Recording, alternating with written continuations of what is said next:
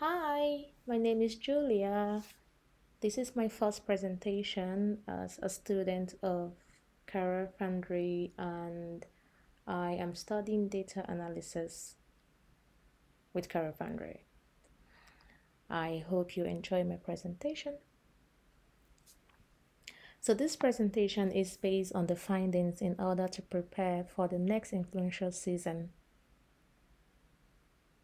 During influenza season in the United States, there is a notable surge in flu cases leading to increased hospitalization and severe complication, especially among vulnerable groups like the elderly. Hospitals and clinics often require additional staffing to manage this influx and provide proper care. Our medical staffing agencies aims to supply the necessary temporary personnel to meet this demand effectively, ensuring high-quality healthcare delivery and improved patient outcomes during peak influential period. Effective preparation for influential season is critical to managing increased healthcare demands and reducing mortality rates, especially among vulnerable populations such as the elderly. This comprehensive plan integrates data-driven insights to optimize staffing and resource allocation across the United States, ensuring that healthcare systems are adequately equipped to handle seasonal influential outbreaks. The goal is to optimize and resource allocation during influential season by identifying states with significant shortages and surpluses, with a particular focus on elderly population 65 plus and the associated mortality rates. The objective is to identify states with elevated mortality rates among the elderly and assess the adequacy of staffing levels in those areas. The project encompasses of all 50 states in the United States of America, focusing on data derived from year 2009 to 2017. The aim is to identify trends and inform future preparedness strategies. It involves comprehensive analysis and visualization of the influenza in mortality rates across different age groups and gender, geographic distribution of influenza-related deaths, and correlation between male and female population and mortality rate. Based on the goal, I had to look at the data overview, and the analysis I am about to present utilizes the following data set: the CDC influential data set and the US Census data sets, both from year 2009 to 2017. The CDC influential data set contains detailed records of influenza-related mortality across the United States. This data is categorized by state, age group, and year, while the UN Census data set provides comprehensive population statistics by county, including breakdown by age, gender, and total population figures. Based on the provided data, I developed the research hypothesis, which is, as the population age increases, the mortality rate from influenza will also rise. This hypothesis is supported by the pie chart here, which is derived from the data of 2017 influenza.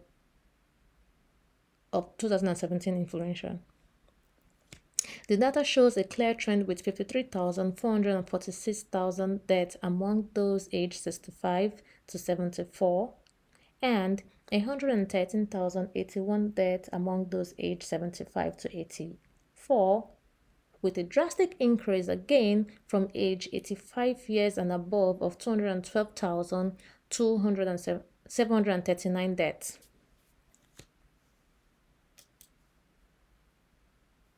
To explore further, I analyzed the influenza-related deaths across various age groups in all states. I focus my analysis on the age group of 35 to 64 years and 65 to 85 years old. The bar chart here does not only demonstrate how the death rate increases with age, as you could see here and here, but it also highlights the states with the highest death count, as you could see here and here.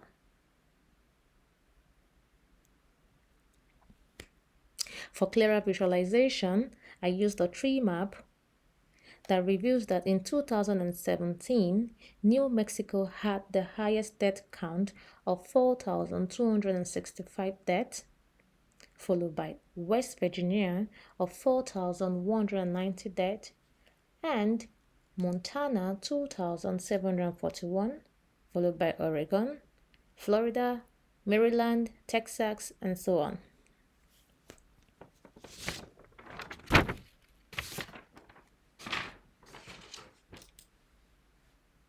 To further achieve the key objective of identifying optimal staffing needs, I analyzed the geographic distribution of influenza deaths across the United States.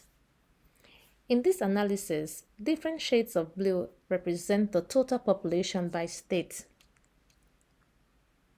as seen here and here. The darker shades indicate the higher population count, as seen here and here. Overlaid on the map are red and orange circles of varying sizes, representing the number of deaths within different populations, as shown here.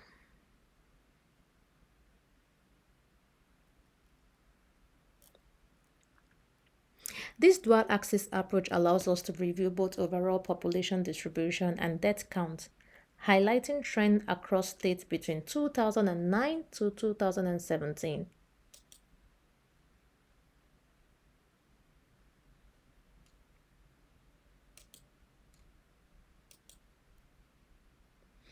However, focusing specifically on year 2017, we observe that while California has the highest population, as shown here, followed by Texas, as seen here, and New York, as seen here, these states with larger populations surprisingly do not exhibit correspondingly high death rates.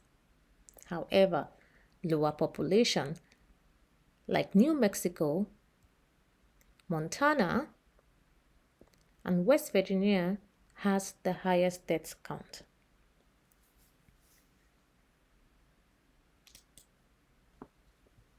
To gain a deeper insight into overall population and deaths, I analyzed the relationship between the male and female population and the total death count to determine if this flu affects one gender more than the other.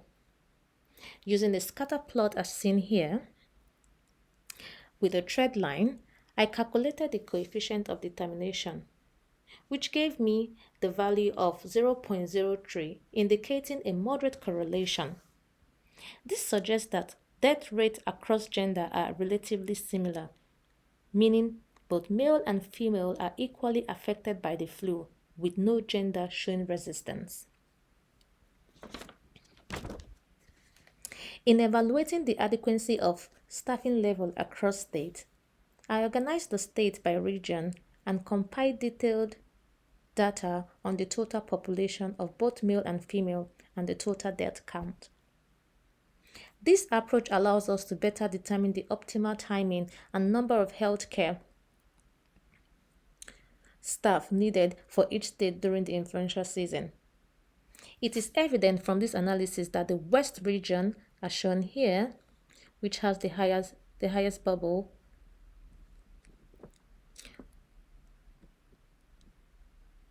requires the highest number of healthcare staff and vaccination, followed by the South region, next the North region, and the Middle West region.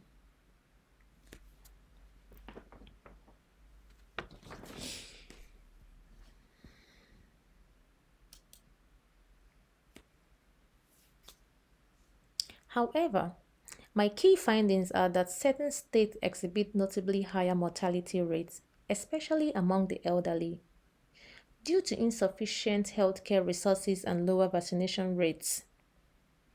This underscores the need for targeted resource allocation and improved preparedness in these high-risk areas. Geographic disparities in influenza mortality indicate gaps in healthcare access, particularly in smaller states with unusual high death counts. This highlights this highlights the importance of enhancing healthcare across This highlights the importance of enhancing healthcare access and vaccination efforts in these regions. While death rates are similar across genders, they rise significantly with age, which emphasizes the need for targeted intervention and resources for older adults during influenza seasons. With the insights gathered and presented, I hope that in the coming years we could incorporate the measures to drastically reduce the death count associated with influenza. Thank you.